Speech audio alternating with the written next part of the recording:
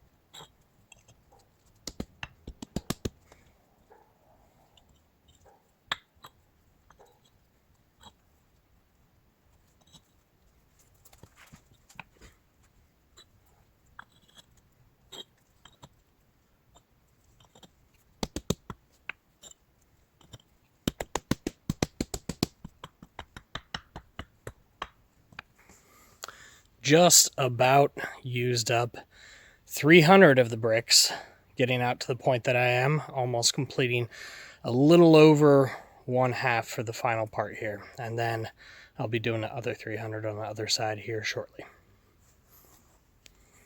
Alrighty, since we last left off, whole bunch of brick has been laid out. We're almost to the ends of what we're expecting here, and I'm about to start spacing out things for the stairs and for the side retaining walls. So we're gonna have 3 of these cinder blocks wide of the looks to be about 3-inch deep for those blocks particular for the steps, and each step will be effectively one of those and a set of bricks behind it deep. And so the goal with that is basically that we'll be able to add some depth to each of these steps as we go up, so that a full foot can get placed down with pretty good consistency.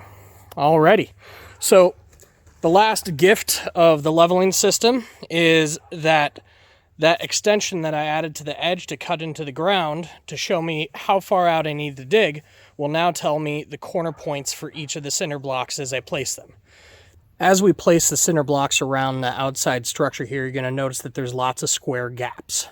So for this, I've selected a bunch of the bricks with warps in them, bends, and bows that are going to be broken down to fit underneath those, so they don't take up. I didn't want to place these throughout most of the structure here because I wanted relatively straight lines. However, with regards to this section here, we can sacrifice those bricks with no issues, and that'll work out as far as most of this is concerned, and there will be a very little noticeable difference between a warped brick that's mostly covered by a cinder block versus not. And a lot of that area is going to get packed in with actual dirt so that I don't waste bricks in a lot of the space that I would be able to gain by using them elsewhere. So the good bricks will get pulled out, the bad bricks will get placed in there, and that way we'll be able to build this out and utilize the maximum amount of space that's available. As we're going through this process of putting these bricks underneath the cinder block edges, we don't want to use a full brick underneath every single cinder block corner. So one of 2 things that's happening. I'm cutting it into half, which is basically right about here, give or take. I'm aiming for the corner of the sledgehammer to impact right in the middle there to give me a rough approximate half break. These are the bad bricks, so the bad bricks I can sacrifice in this way without feeling kind of bad. Now, the 3/4, sometimes it turns out good, sometimes it turns out bad. It's a hit or miss. So with regards to this, I'm going to be aiming right about there. And sometimes it works, sometimes it doesn't. That is the perfect time that it doesn't.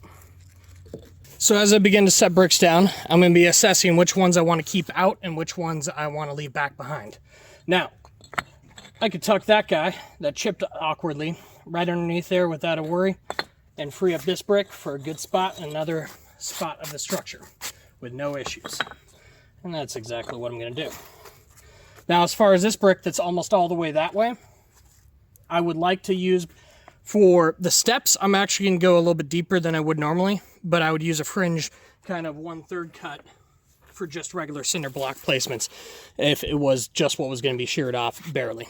So this guy gets swapped out for this guy. Okay.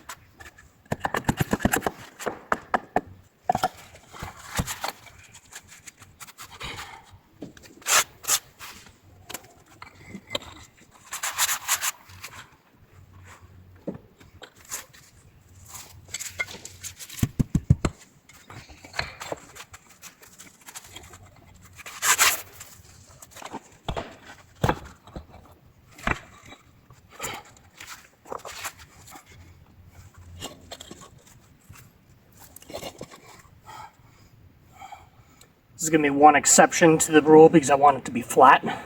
So I'm not going to be able to arc it the way I would the rest. So the circle will be a little bit shifted in this location. But that's fine. I'm willing to accept that.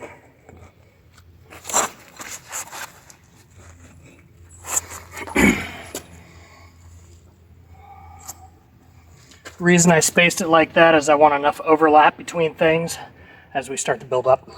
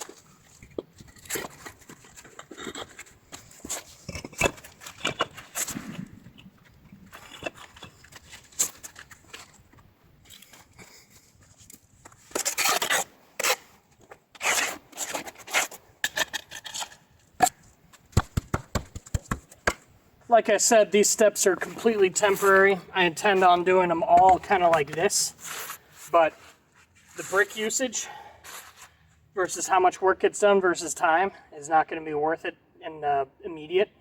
So I'm trying to get as much laid out as possible because every time I have to clean stuff, it adds more time. So in this regard, I'm just going to add another layer of blocks, pack some dirt behind it. That'll be good for a temporary measure. Eventually we'll cut in and completely get the steps driven all the way back.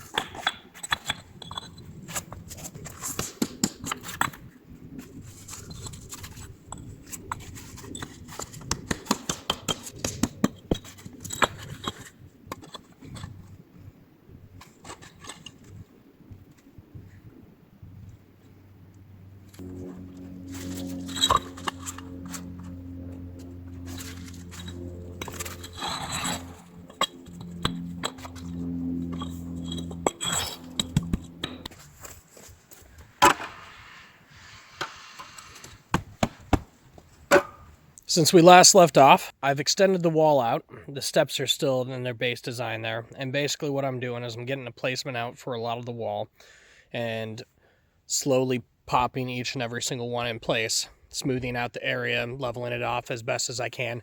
There is a little bit of a slant back to the wall, so what's probably going to have to happen is I'm going to have to pull some of this down a little bit later and backfill with some dirt on the backside to kind of bring the wall a little bit forward, as well as leveling out the section that it sits on. It's having a tendency to try and bow out